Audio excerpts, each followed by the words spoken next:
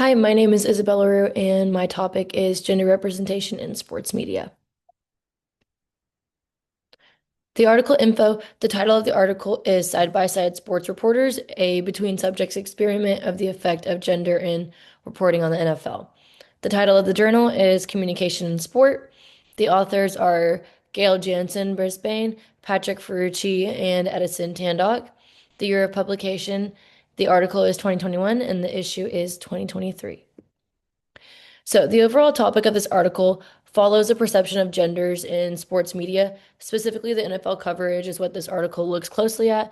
Um, and they gathered data to determine whether women are still viewed as less reliable sources compared to men. So, we're just testing that stereotypical theory. Um, and it's important because we can see how the perception changes over time if it has.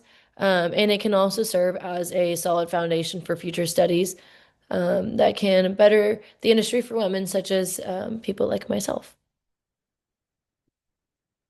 So, one research question I found was, has this attitude changed? And a hypothesis that I found was participants' gender will be a significant predictor of their credibility and knowledge ratings. The research method that was used was sampling or surveying, which is a quantitative um, study method. So this was also based on the numerical measurements that they used and the amount of people that they used.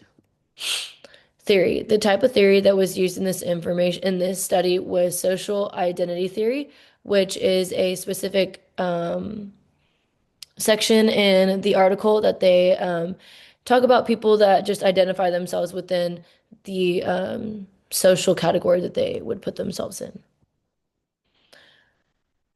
So the interpretation in relation to the hypothesis, um, the findings suggest that the attitude has changed based on how it used to be and how it is now. So I think what we have found was that women sports reporters are not automatically less credible compared to men as they have been in the past. So that's really good um, for the industry now.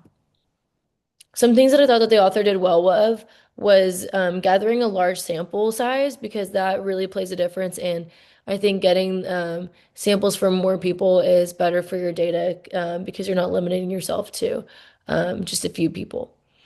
And also using the NFL, I believe, was a really good idea because that's a great platform that most people are familiar with and have seen before. So it's something that they will recognize well. And there's also both male and female established sports reporters on this platform as well. Some improvements that I think the author can make, maybe just add a little bit more diversity. Yes, the genders is great, but maybe just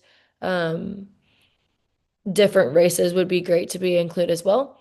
And the sample size was 67% male.